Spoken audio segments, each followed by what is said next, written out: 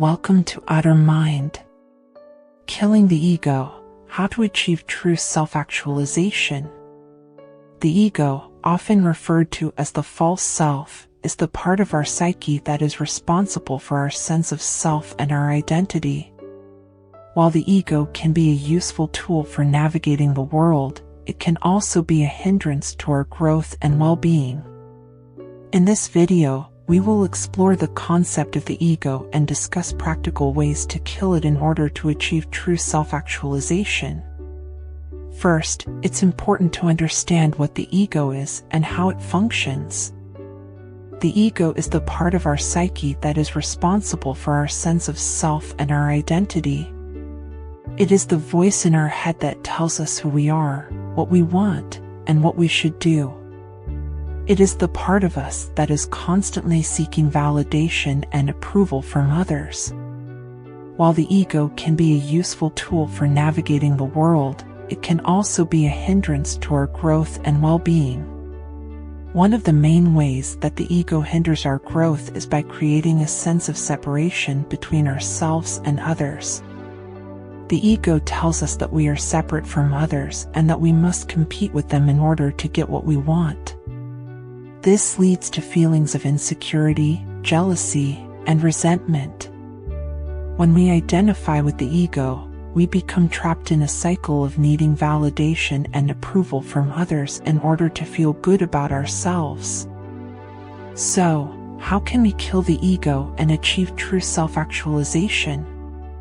One of the most effective ways is through mindfulness and self-awareness. By becoming more aware of our thoughts, feelings, and actions, we can begin to see the ego for what it is and detach from it. This allows us to see that we are not our thoughts or our emotions, and that we are not separate from others. Another way to kill the ego is by practicing self-compassion. Self-compassion involves treating ourselves with the same kindness and understanding that we would offer to a good friend. When we are self-compassionate, we are less likely to identify with the ego and more likely to see it for what it is. Another way to kill the ego is by developing a sense of humility. Humility is the realization that we are not the center of the universe, and that we are not more important than others. When we are humble, we are less likely to be consumed by the ego, and more likely to be open to learning and growing. A final way to kill the ego is by practicing gratitude.